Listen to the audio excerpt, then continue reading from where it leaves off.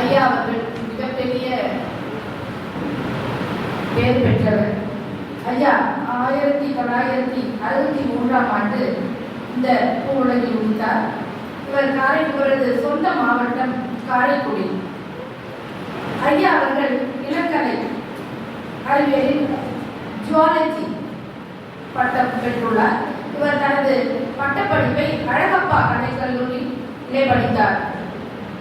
படிக்கும் பொழுதே ஐயாவிற்கு கவிதை, கட்டுரை, பேச்சு என்று பல்வேறு போட்டிகளில் பங்கேற்ற அனுபவம் உண்டு. அவர் பின்னர் தனது கல்லூரி படிப்பிற்கு பின் 2013 வரை வணிகத்தில் ஈடுபட்டார். பின்னர் அவர் பின்னர் எழுத்தாளராகவும் புத்தக ஆசிரியராகவும் சொற்பொழிவாளராகவும் திகழ ஆரம்பித்தார். ஐயா எழுதிய புத்தகங்கள் தேச தீபங்கள், அன்பு பரிசு, அன்புள்ள ஆசிரியர்கள், இப்படியும் தலைவர்கள் என்று 25 மேற்பட்ட புத்தகங்களை எழுதியுள்ளார். தமிழ்நாட்டின் பல்வேறு இலக்கிய அமைப்புகளில் விருதுகளை பெற்றுள்ள பெருமைக்குரியவர். தமிழ் மரபு இலக்கியங்களில் ஆழ்ந்த புலமை உண்டு ஐயாவிற்கு. இவர் தமிழ் நவீன இலக்கியங்களில் மிகுந்த பேரார்வம் கொண்டுள்ளார். மனித அன்பும் நேயமும் கூடி மண்பதையில் உறவுகள் செழித்தோங்க வேண்டும் என்பதே இலக்கியத்தின் நோக்கம் என்ற எண்ணத்தோடு அற்புதமாக செயல்பட்டு கொண்டு வந்திருப்பார். ஐயா அவர்களை இந்த சிறப்புரையாற்ற அன்புடன் அழைக்கின்றேன்.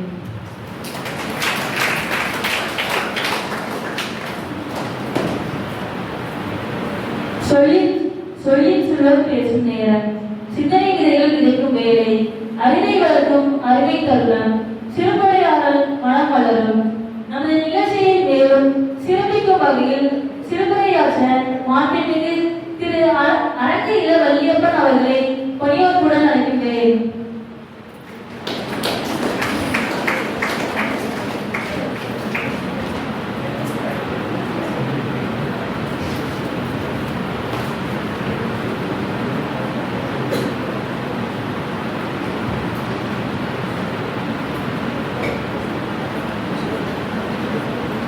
முதல எழுத்தெல்லாம் ஆதிபகவன் முதல்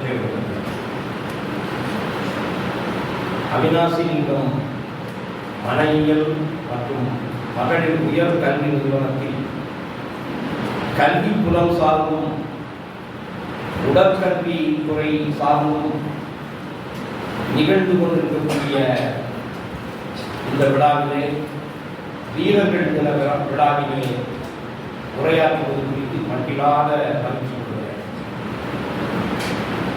உங்கள் முகங்களை எல்லாம் பார்க்கிற போது எனக்கு புதிய நம்பிக்கை வெளிச்சம் பிறக்கிறது. பெண்கள் அறிவை வளர்த்தால் பையம் பேதமையற்றிலும் காணீர் என்றான் மகாகவி பாரதி. அந்த வகையில் மிகச்சிறந்த ஒரு பண்பாட்டு விழுமியத்தை உருவாக்கி இருக்கக்கூடிய சமூக காவலர், தமிழ் மொழி காவலர் ஈசு அவிநாசிலிங்கம் ஐயா அவர்களை போற்றி இந்த உரையை துவங்குவதில் நான் பெரும் மகிழ்ச்சி கொள்கிறேன். பொழுது புலர்ந்தது யாம் செய் தளர்த்தால் உண்மை இருக்கணும் கோயில யாவும் எழுபசும் பொற்றுடர் எங்கனும் பரவி எழுந்து விளங்கியது அறிவெனும் ரவி தொழுதுனை வாழ்த்தி வணங்குதற்கின்றும் தொண்டர் பல்லாயிரம் சூழ்ந்து நிற்கின்றோம் விழிதுகின்றன இன்னும் என் தாயே வியப்பிது கான் பள்ளி எழுந்தருளாயே என்று பாரத தாய்க்கு திருப்பள்ளி எழுச்சி பாடினார் மகாகவி பாரதி. இப்ப நான் சொல்லிய இந்த பாடல் சாதாரணமான பாடல் அல்ல. நீங்க இந்த நிகழ்வுக்கு பின்னர் பாரதியாருடைய புத்தகத்தை எடுத்து இந்த பாடலை படிக்க வேண்டுமா உங்களை நான் கேட்டுக்கொள்கிறேன். ஏனென்றால் இது வீரர்கள் தினம். பொழுது புலர்ந்தது யாம் செய் தவத்தால் உண்மை இருக்கணும் போயின யாவும் எழு பசும் பொற்றுடர் எங்கனும் பரவி எழுந்து விளங்கியது அறிவனும் ரவி தொழுதுனை வாழ்த்தி வணங்குதற்கின்றும் தொண்டர் பல்லாயிரர் சூழ்ந்து நிற்கின்றோம் விழியுகின்றன இன்னும் என் தாயே வியப்பிது கான் பள்ளி எழுந்தருளாயே. என்ன மாதிரி பாட்டு! சொல்லும் போதே உணர்ச்சி பெருக்கெடுக்கக்கூடிய இந்த பாடம். இதையெல்லாம் படித்துதான் அவினாசிலிங்கம் ஐயா அவர்கள் பெண்களுடைய அறிவை வளர்க்க வேண்டும் என்று இத்தனை கல்வி ஆலயங்களை உருவாக்கியிருக்கிறார். அங்க நீங்கள்லாம் படிப்பதற்கு கொடுத்து வைத்திருக்க வேண்டும். இந்த சூழல், இந்த இயற்கையான சூழல் என்னை ரொம்ப என் நெஞ்சை நெகிழ வைக்கிறது. உள்ள நுழைஞ்ச உடனேயே இந்த இயற்கை காட்சி, இதுல படிக்கக்கூடிய உங்கள் மனநிலை எப்படி இருக்கும், இந்த சூழல்ல படிக்கக்கூடிய உங்களுடைய உடல்நிலை எப்படி இருக்கும் என்றெல்லாம் நான் நினைத்து பார்த்தேன். அதை உங்களுடைய கல்வி புலத்தினுடைய முதல்வர் அவர்களிடத்திலும் துறை தலைவர் அவர்களிடத்திலும் சொல்லி மகிழ்ந்தேன். இன்றைக்கு எந்த நாட்காட்டிலும் நீங்க பகத்சிங்குடைய நினைவு நாள் என்பதை பார்த்திருக்கவே முடியாது. எத்தனை நாட்காட்டி வருது, எவ்வளவு நாட்காட்டிகள் நமது இல்லங்களிலும் அலுவலகங்களிலும் கல்வி குலங்களிலும் கொண்டு விட்டுக் கொண்டிருக்கிறது. எந்த நாட்காட்டியிலாவது இன்றைக்கு இந்த தேசத்திற்காக தனது இன்னுயிரை கொடுத்த பகத்சிங்கினுடைய நினைவு நாள் என்று குறிப்பிடப்பட்டிருக்கிறதா? சுகதேவினுடைய நினைவு நாள் என்று குறிப்பிடப்பட்டிருக்கிறதா? ராஜகுருவினுடைய நினைவு நாள் என்று குறிப்பிடப்பட்டிருக்கிறதா? இல்லை. இந்த கல்வி புலம் அதை நினைவில் வைத்து கொண்டாடுகிறது என்பதற்காக இந்த கல்வி புலத்தை நான் வணங்கி மகிழ்கிறேன், போற்றி மகிழ்கிறேன்.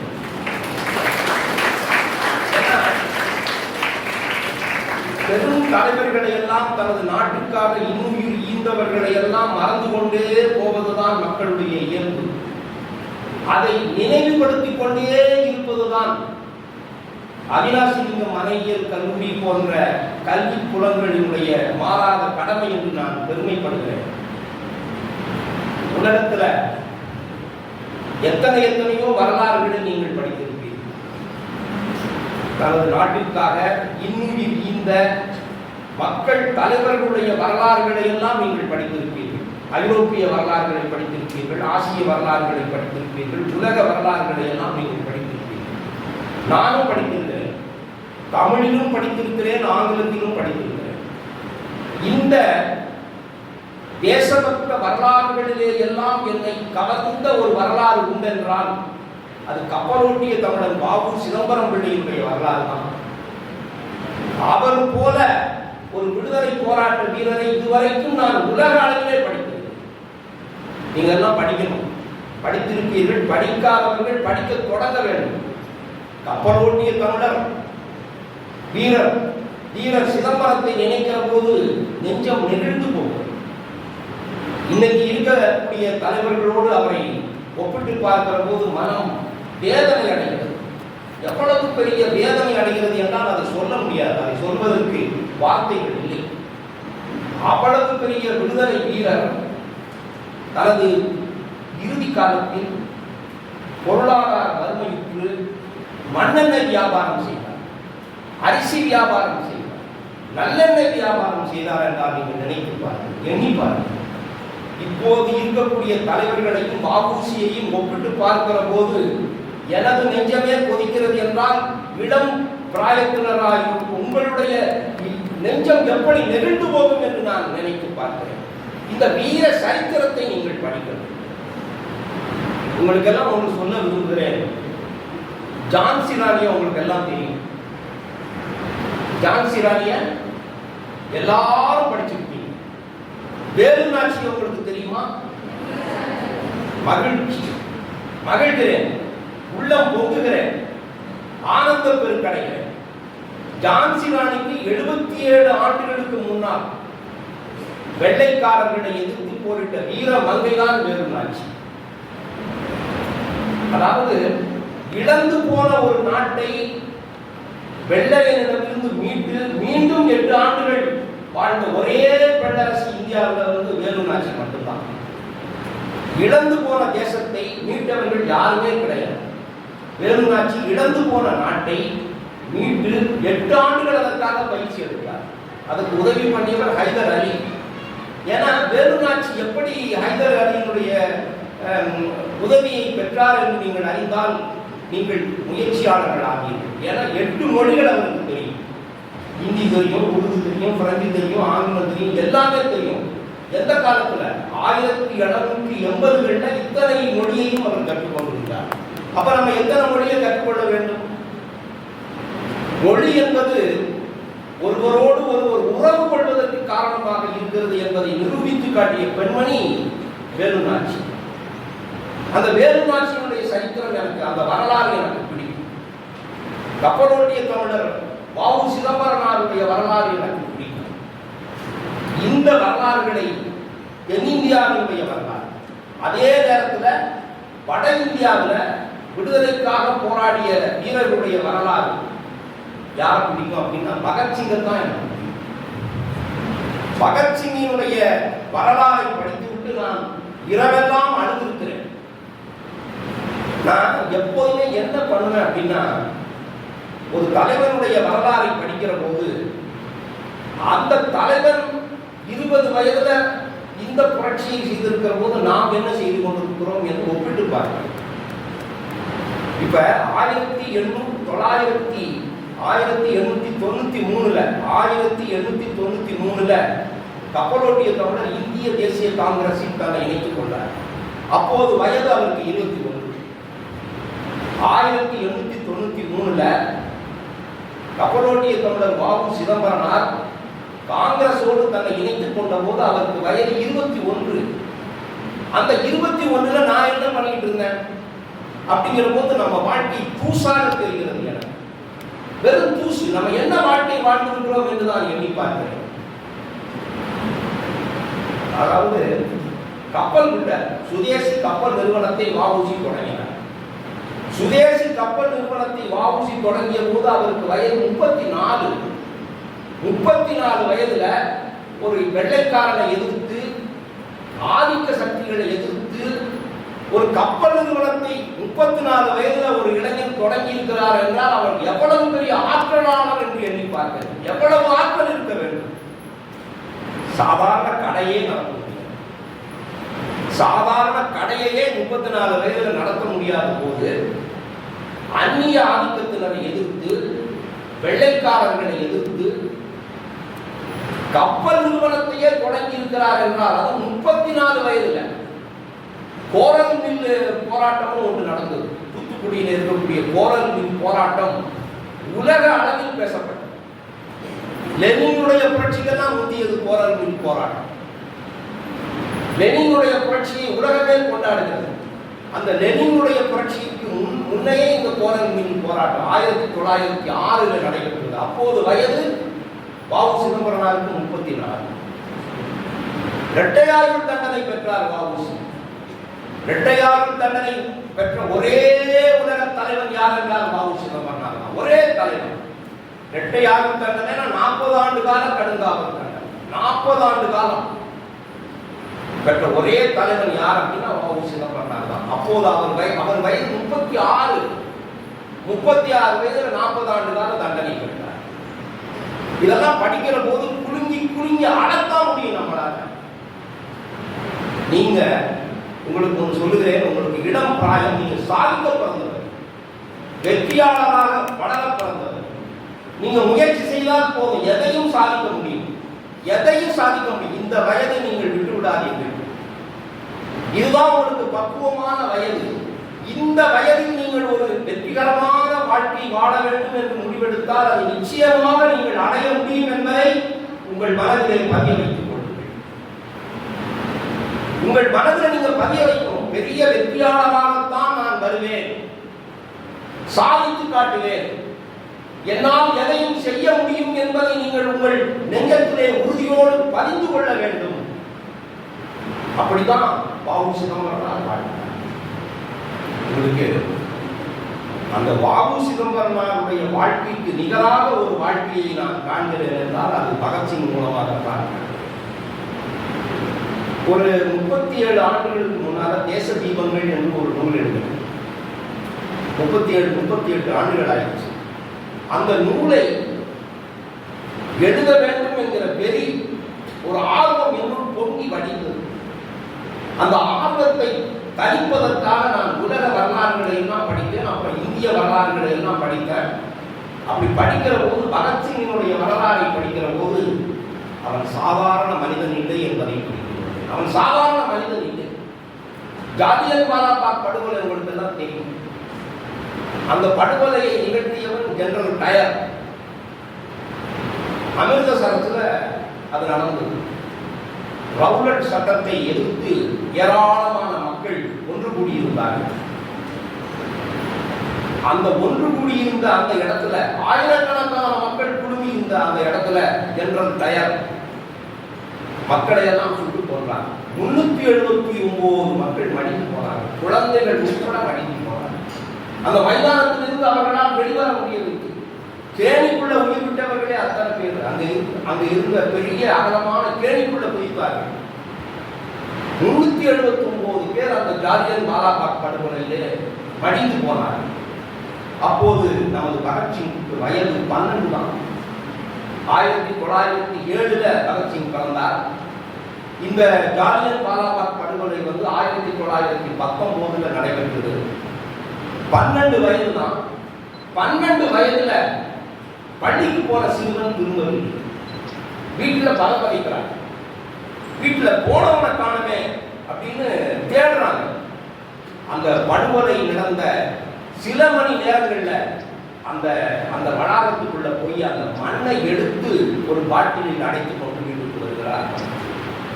புழுதி படிந்த மண், இந்த தாயகத்தினுடைய மண், புழுதி ரத்த கரை படிந்த அந்த மண்ணை எடுத்துக்கொண்டு பாட்டில போட்டு வீட்டுக்கு வந்தார். பகத்சிங் ஒரே ஒரு தங்கை தான். அவன் என்னன்னு கேட்கிறார். தங்கை, அண்ணா இது என்ன அப்படின்னா, இது நமது தாயகத்தினுடைய மண், வீரம் செறிந்த மண், ரத்தம் தோய்ந்த மண் அப்படின்னு சொல்லிட்டு அதுக்கு ஒவ்வொரு நாளும் மலரிட்டு அதை வணங்குகிறார். அந்த தாய் மண்ணை வணங்குகிறார். அந்த தாய்நாட்டு பற்றி நமக்கெல்லாம் கேட்டு மகாகவி பாரதி பாடினார். ஏழை என்றும் அடிமை என்றும் எவனும் இல்லை ஜாதியில், இழிவு கொண்ட மனிதர் என்பது இந்தியாவில் இல்லையே, வாழி கல்வி செல்வமெய்தி மனமறிந்து கூடியே மனிதர் எல்லாம் ஒரு நிகழ்சமானமாக வாழ்ந்தோம் இந்த நாட்டிலே என்று பாடினார். அப்போதே அவருக்கு சாதியின் மீது பற்றில்லை, சமயத்தின் மீது பற்றில்லை. யாருக்கு? பகத்சிங். எல்லாரும் ஒன்றுபட்டு வாழ வேண்டும், ஆணும் பெண்ணும் சரிநிகர் சமானமாக வாழ வேண்டும் என்ற எண்ணம்.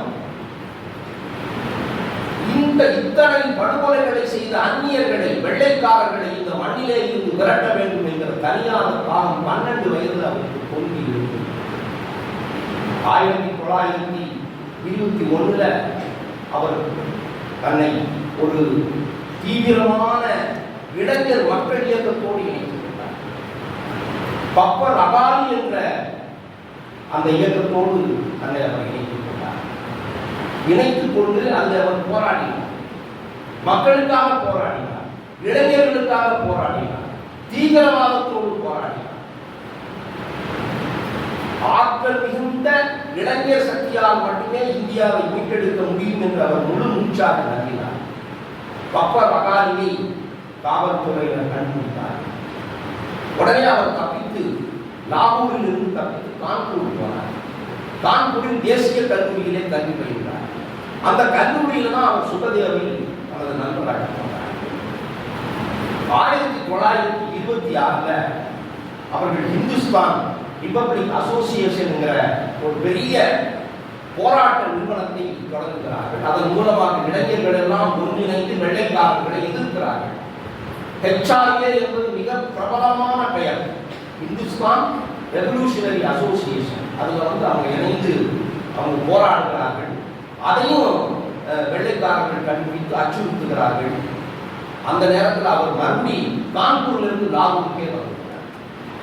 1928 சைமன் கமிஷன், அதாவது ஆங்கிலேயர்கள் இந்தியா எப்படி நடக்கிறது, இந்தியாவில் ஆட்சி அமைப்புகள் எப்படி இருக்கிறது, மக்களுடைய சூழ்நிலை எப்படி இருக்கிறது, மக்கள் எப்படி வாழ்கிறார்கள் என்பதை கண்டுபிடித்து ஒரு அறிக்கை தர வேண்டும் என்று சைமன் குழுவை அனுப்புகிறார். அந்த சைமன் குழுவில் ஒருவர் கூட இந்தியர் இல்லை, ஒருவர் கூட இந்தியர் இல்லை. சைமனே திரும்பி போ, சைமனே திரும்பி போ என்கிற பெரிய போராட்டம் லாலா லஜபதி ராய் தலைமையிலே நடக்கிறது. அந்த போராட்டத்திலே 1928 இவர்கள் எல்லாம் கலந்து கொள்கிறார். இவர்களெல்லாம் கலந்து கொண்டு மிகப்பெரிய போராட்டத்தை நடத்துகிறார். அந்த போராட்டத்திலே லாலா லஜபதி ராய், பெண்மணிகளே நீங்கள் அயர்வடைய வேண்டாம், இது அயர்வடையக்கூடிய சொற்பொழிவுதான், உங்களுக்கு அயற்சியை தரக்கூடிய சொற்பொழிவுதான். ஆனால் இதனுடைய சில வரிகளை உங்கள் மனதிலே பதித்துக் கொண்டால் போதும். லாலா லஜபதி ராயை நீங்கள் மறக்காதீர்கள். பெருந்தலைவர் லாலா லஜபதி ராய் சைமனே திரும்பி போ, சைமனே திரும்பி போ என்கிற அந்த ஊர்வலத்திலே லாலா லஜபதி ராய் தலைமையேற்று வருகிறார். இவர்களெல்லாம் வருகிறார்கள். ராஜகுரு, சுகதேவ், பகத்சிங் எல்லோருமே அந்த ஊர்வலத்திலே வருகிறார்கள். லாலா லஜபதி ராயை ஸ்காட் என்பவர் அடித்து நோக்குகிறார். அதிலே அவர் ஒரு சில நாட்களிலே அவர் மரணம் கொள்கிறார். லாலா லஜபதி ராய் மரணம் கொள்கிறார். யாரால்? ஸ்காட் என்கிற காவல் அதிகாரியால் துன்புறுத்தப்பட்டு அடிக்கப்பட்டு லாலா லஜபதி ராய் கொல்லப்படுகிறார். இந்த ஸ்காட்டை எப்படியாவது கொன்றுவிட வேண்டும் என்று பகத்சிங் தலைமையிலே எல்லோரும் ஒன்று கூடி திட்டமிடுகிறார். லாலா லஜபதி ராய் நவம்பர் 17 மரணிக்கிறார். நவம்பர் 17, 1928 நவம்பர் 17 லாலா லஜபதி ராய் மரணிக்கிறார். இவர்கள் எல்லாம் சேர்ந்து ஒரு திட்டம் எடுக்கிறார்கள். என்ன திட்டம்? ஒரு மாதத்துல டிசம்பர் 17 ஸ்காட்டை கொன்றுவிட வேண்டும் என்று திட்டமிடுகிறார். நவம்பர் 17 லாலா லஜபதி ராய் மரணிக்கிறார். டிசம்பர் 17 ஒரு மாதத்துக்குள்ள அந்த ஸ்காட்டை போட்டு தள்ள வேண்டும் என்று பகத்சிங் தலைமையிலே திட்டமிடுகிறார். அப்ப அவர் கொல்லுவதற்காக காத்து கொண்டிருக்கிறார்கள். அந்த காலத்தை எதிர்நோக்கி கொண்டிருக்கிறார்கள். ஸ்காட் வெளியில வர்றார் அப்படின்னு சொல்லி அவருக்கு செய்தி போடுறது, பகத்சிங்க்கு செய்தி போடுறது. ஆசாத் இருக்கிறார், சந்திரசேகர் ஆசாத். சந்திரசேகர் ஆசாத்தை நீங்கள் இணைத்து பாருங்க. அவருடைய மீசை போல ஒரு அழகான மீசை யாருக்குமே கிடையாது. அப்படி ஒரு மீசை வச்ச இவர் மாதிரி மீசை வைக்கிறதா, ஆசாத் மாதிரி மீசை வைக்கிறதான்னு பார்ப்பேன். அப்படி ஒரு மீசை, அழகான மீசை. அந்த சந்திரசேகர் ஆசாத்தும் பகத்சிங் குழுவில் இருக்கிறார். அப்ப ராஜகுரு நன்றாக ஸ்காட்டை அறிந்தவர். ராஜகுரு செய்தி தெரிவிக்கிறார், காவல் நிலையத்திலிருந்து வந்துவிட்டார் அப்படின்னு சொன்ன உடனே முதல் சூடு பகத்சிங் அவர் வந்து போடுறார். சுட்ட உடனே கீழே விழுகிறார். ஆனா அவர் வந்து சாண்டர்ஸ் துணை கண்காணிப்பாளர் சாண்டர்ஸனை தவறுதலாக அவர் சுட்டு விடுகிறார். சுட்டு விட்டோடனே மறுபடியும் ராஜகுரு மறுபடியும் ஒரு சுட்டு அவரை கொண்டு செத்து விடுகிறார். இந்த ராஜகுருவும் பகத்சிங்கும் தப்பிச்சு ஓடி வர்றாங்க. தப்பிச்சு ஓடி வரும்போது இன்னொருத்தர் சனம் சிங் அப்படின்னு ஒரு நம்ம இந்தியன் தான், அவன் ஆங்கில காவல் அதிகாரி அவங்களோடு இருக்கிறான். அவன் ஓடி வர்றான், இவங்களை குறைச்சிக்கிட்டே ஓடி வர்றான். பகத்சிங்கும் ராஜகுருவும் ஓடி வர்றாங்க. ஓடி அவங்கள பிடிக்கிறதுக்காக சனம் சிங் ஓடி வர்றான். அவங்கள ஆசாத்து வந்து அந்த சனம் சிங்கை சுட்டு விடுறாங்க. சனம் சிங் அந்த இடத்துல செத்து போயிட்டான். இப்படி ராஜகுருவும் பகத்சிங்கும் தப்பிச்சு வர்றாங்க. அப்ப அவங்க வந்து அந்த அந்த ஊரை விட்டு போகணும், அந்த லாகூரை விட்டு வெளியில போகணும். அப்ப என்ன பண்றாங்க அப்படின்னா, நம்ம பகத்சிங் வந்து ஒரு பெரிய அதிகாரி போல பேசப்பட்டு கொள்கிறார், வேடம் விட்டு கொள்கிறார். அவருக்கு துணைவியாக துர்கா தேவி என்கிற பெண்மணி வருகிறார்.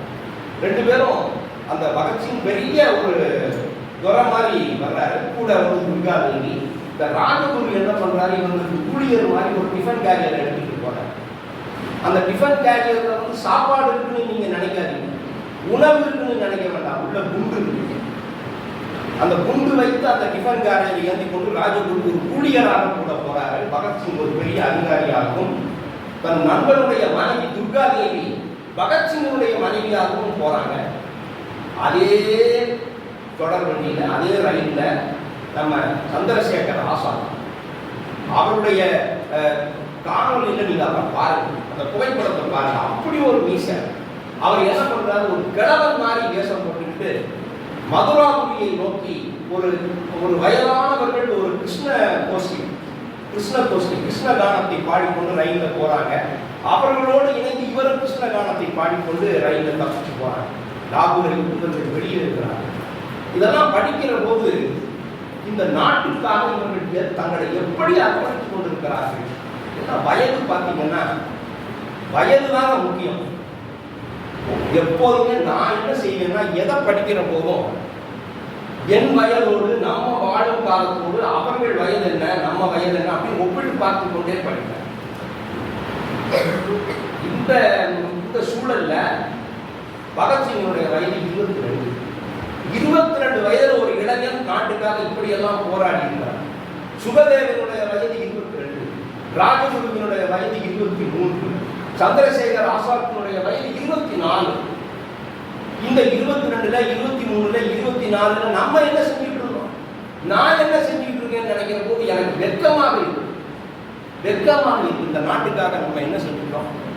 இந்த சமூகத்துக்காக நம்ம என்ன செஞ்சுட்டோம்? இந்த மக்களுக்காக, நம்ம கூட வாழக்கூடிய மக்களுக்காக நம்ம என்ன தியாகத்தை செஞ்சுட்டோம் நினைக்கிற போது நமக்கு நெஞ்சு கொதிக்குது.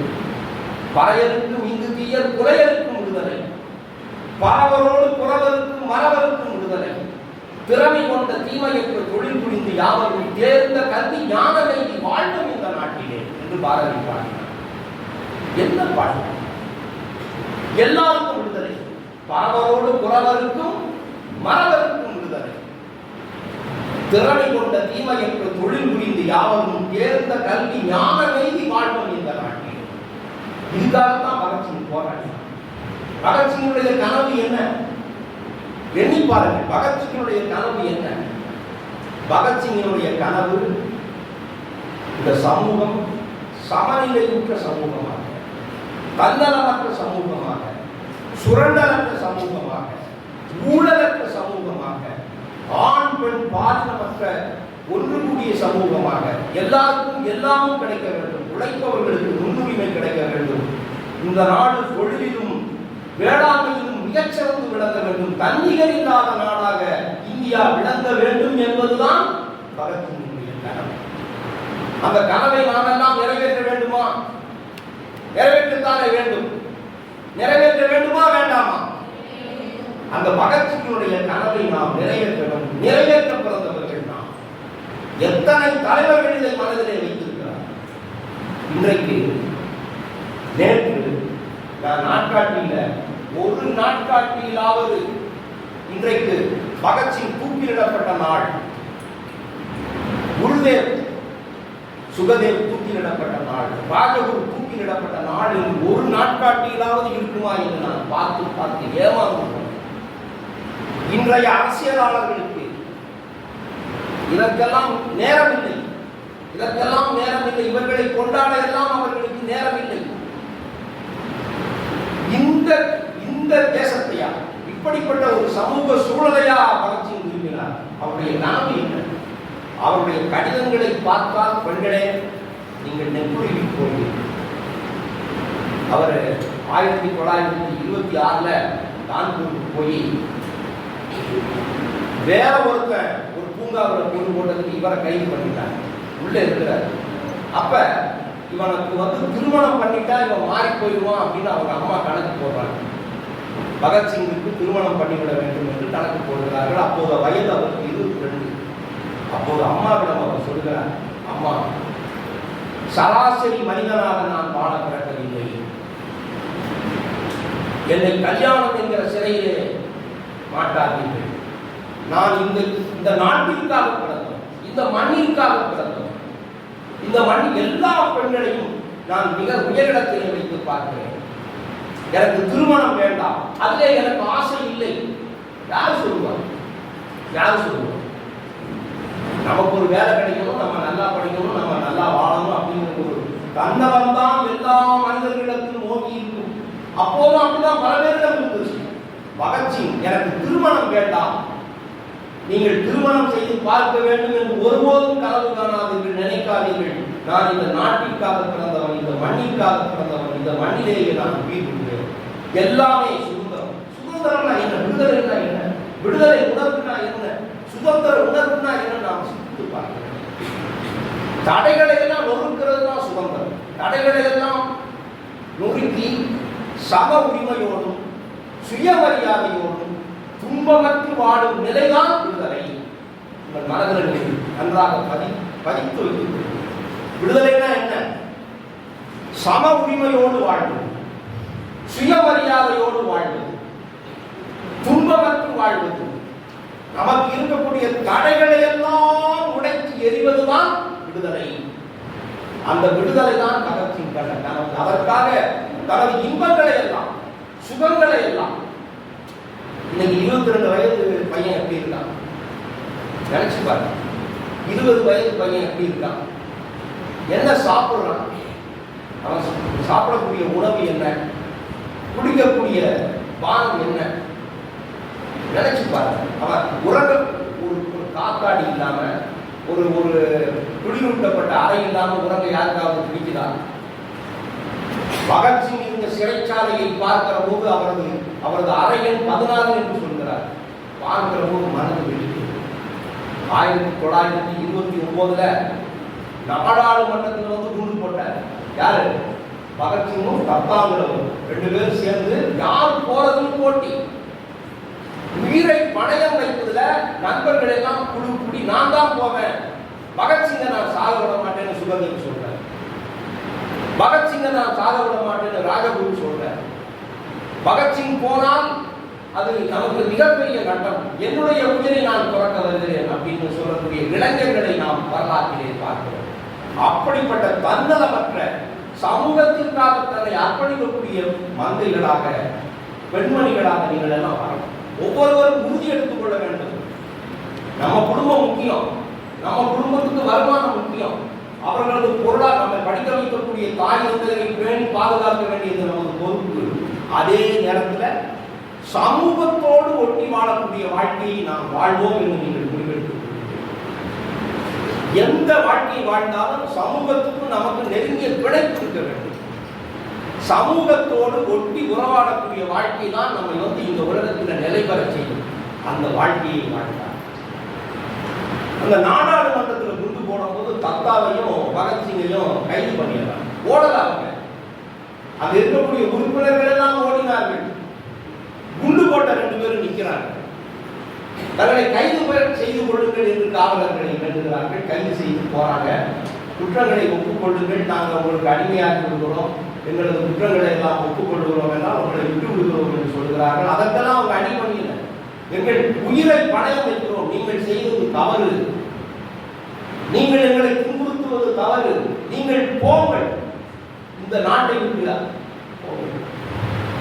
எங்கள் நாடு, எங்களுக்கு உரிமை உண்டு, இந்த மண்ணை ஆள, இந்த நாட்டை ஆள எங்களுக்கு உரிமை உண்டு அப்படின்னு இவங்க தங்கள் போராட்டத்தை கைவிடவில்லை. எங்கள் உயிர் போனாலும் நாங்கள் குற்றவாளிகள் என்று எங்களை ஒப்புக்கொள்ள மாட்டோம், நாங்கள் சமூக போராளிகள், மக்களை காப்பதற்காக பிறந்தவர்கள் என்று பகத்சிங் வந்து தனது கையை ஒப்புக்கொண்டு சிறைச்சாலையில். அப்போது காந்தி இர்வின் ஒப்பந்தம் நடக்கிறது. காந்தி இர்வினிடம் கேட்டுக்கொண்டால் பகத்சிங்கே, ராஜகுரு, சுகதேவங்களை எல்லாம் வெளியில் விட்டுருவாங்க அப்படின்னு நினைக்கிறார். காந்தி எவ்வளவோ போராடினார் என்று வரலாறு சொல்லுகிறது. காந்தி தன்னால் என்ற அனைத்தையும் இர்வினிடம் வேண்டிக் கொண்டார் என்றுதான் வரலாறு சொல்லுகிறது. அப்படி சொல்லவில்லை என்றும் வரலாறு சொல்லுகிறது. சொன்னார் என்றும் சொல்லவில்லை என்றும் வரலாறு போய்கொண்டே இருக்கிறது. ஆனால் இவர்கள் இருவரும் தூக்கி கையில் வைக்கப்பட்டார்கள். அந்த செய்தி, அந்த கடைசி 12 மணி நேரம் சாதாரணமான அல்ல. பகத்சிங்கினுடைய அந்த கடைசி 12 மணி நேரம் சாதாரணமான அல்ல. 1931 இதே மார்ச் 23ஆம் தேதி அவர் தூக்கிலிடப்பட்டார். 24ஆம் தேதி காலையில் தான் தூக்கிலிடுவார் என்கிற செய்தி எல்லாருக்கும் தெரியுது. பகத்சிங்கினுடைய வழக்கறிஞருக்கும் தெரியுது.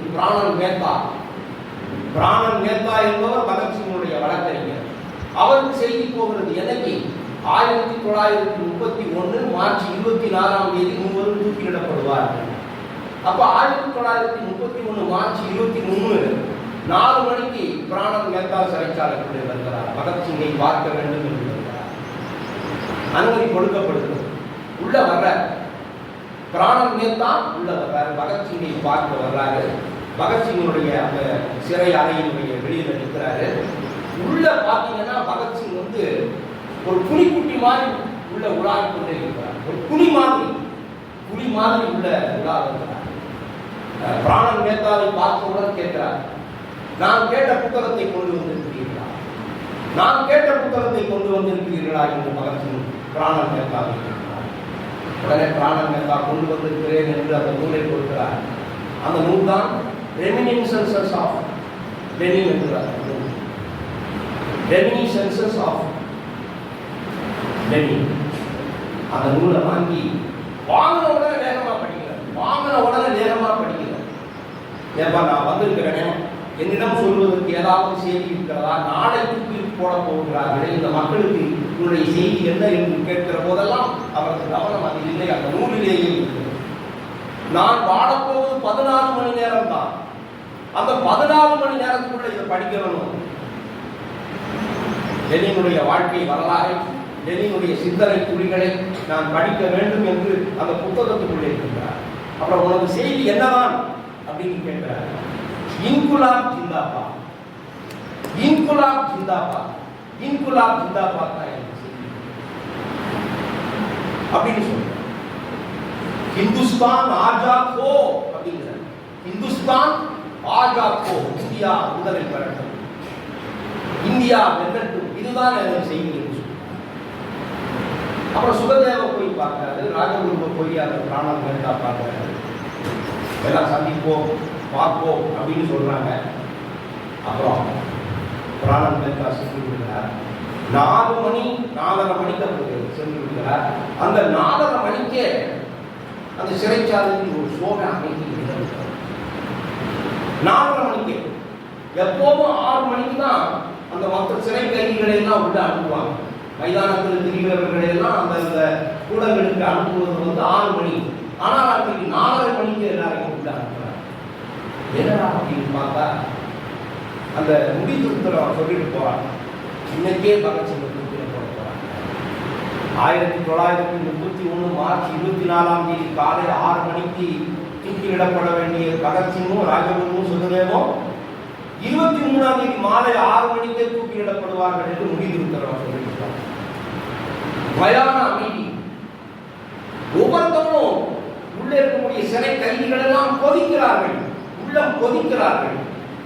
அப்ப அவங்களுக்குள்ள ஒரு ஆசை, பகத்சிங் பயன்படுத்திய செருப்பு எனக்கு வேண்டும், பகத்சிங் பயன்படுத்திய சீப்பு எனக்கு வேண்டும், பகத்சிங் படித்த புத்தகங்கள் எனக்கு வேண்டும் என்று அங்கு இருக்கக்கூடிய சிறை கைதிகள் எல்லாம் சொல்லி வருகிறார். இந்த வழியில் தான் அவர் அழைத்து போவார்கள் என்று காண்பதற்காக ஒவ்வொருத்தரும் நிற்கிறார்கள். இந்த இடத்தை படிக்கிற போது தேசபக்தி உள்ள ஒவ்வொருவனும், நாட்டுப்பற்று உள்ள ஒவ்வொருவனும், யாக உணர்வு உள்ள ஒவ்வொருவனும் தங்களது உடல் பொருள் ஆவியை இப்படியெல்லாம் அர்ப்பணித்திருக்கிறார்கள் இந்த இளைஞர்கள் என்று அவர்களை வணங்கி வணங்கி போற்றுவார்கள், வணங்கி வணங்கி போற்றுவார்கள். தனது பிள்ளைகளுக்கெல்லாம் அவர் பெயர்களை வைப்பார். இல்லங்களிலெல்லாம் அவரது புகைப்படத்தை வைத்து அவரை போற்றுவார்கள், புகழ்வார்கள். அந்த பகத்சிங்கும் ராஜகுருவும் சுகதேவும் அந்த தூக்கு மேடையை நோக்கி போய் 3000 கைதிகளும் வெளியில் விடப்படுறாங்க. அந்த தூக்கிலிடப்படுவதை பார்ப்பதற்கு 3000 கைதிகளும் வெளியில வந்து நிற்கிறாங்க. ஒரே அமைதி, அமைதினா அமைதி, அப்படி ஒரு அமைதி நிலவுகிறது.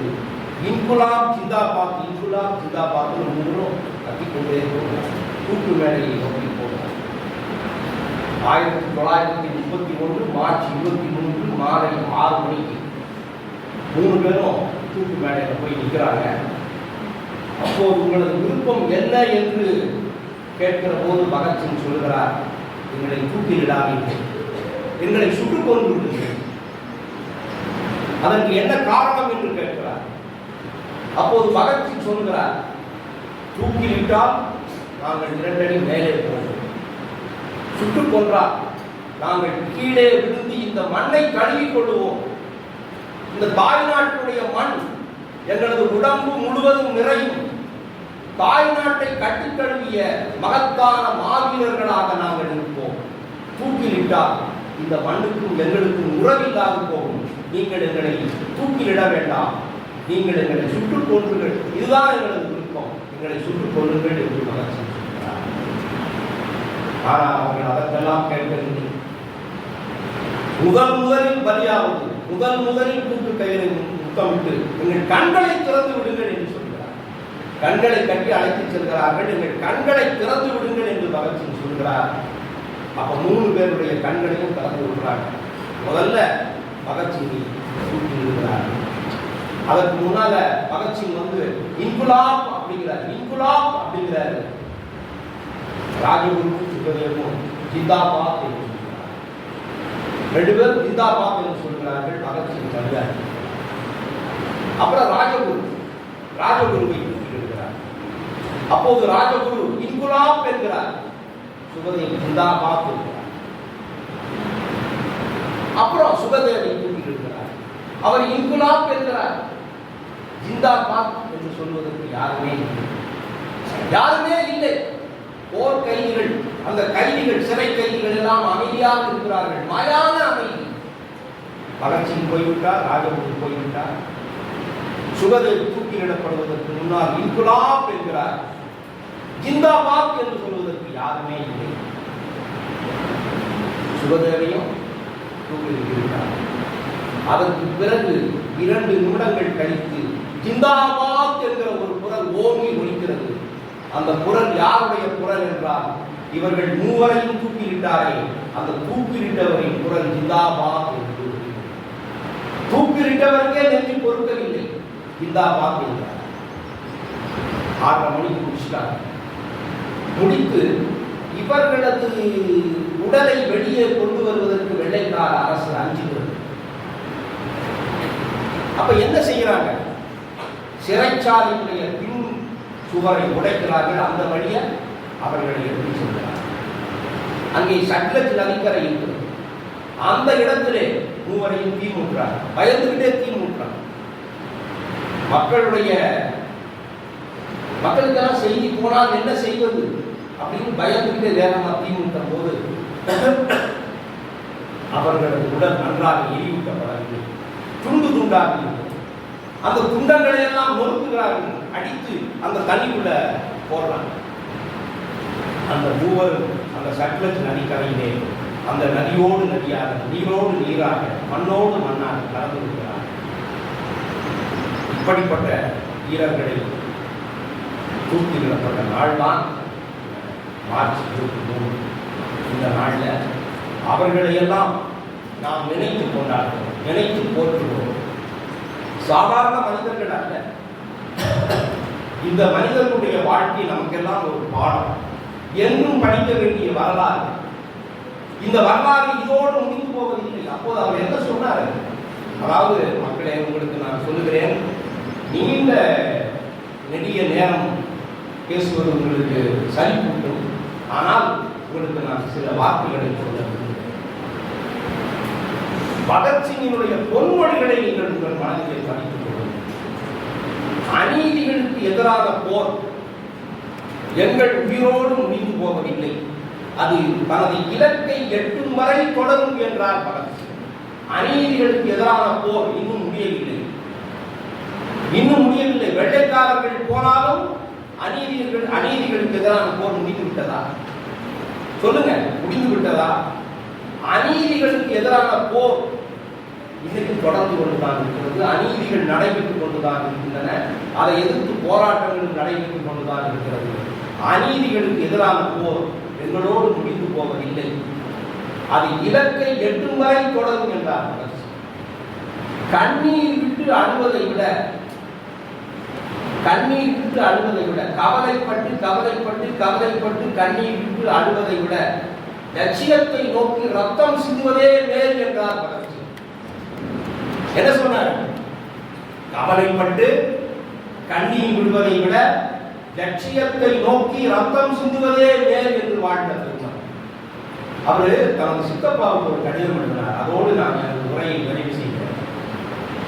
நாளை காலை மெழுகுவர்த்தி வந்துவது போல் நான் மறைந்து போனேன். ஆனால் நான் ஏற்றி வைத்த குறிக்கோள்களும் நம்பிக்கைகளும் என்றும் இந்த உலகத்தில் சுடர்விட்டு பிரகாசித்துக் கொண்டிருக்கும் என்று சொன்னார். அந்த கடிதத்தில் சித்தப்பாவுக்கு எழுதிய கடிதம் பெரிய வீர பரம்பரை. அதிலிருந்து நான் தொடங்கி இருக்க வேண்டும். அவங்க தாத்தா பெரிய வீரர். அவங்களுக்கு 3 பேர், 3 மகன்கள். அவங்க 3 பேரும் சிறைச்சாலையில் இருந்தாங்க. பகத்சிங் பிறக்கிற போது பகத்சிங்கனுடைய அப்பாவும் பகத்சிங்கனுடைய பெரியப்பா சித்தப்பா 3 பேரும் சிறைச்சாலையில் இருந்தாங்க. அவர்கள் விடுதலை பெறும் தினம் பகத்சிங் பிறந்த தினம்.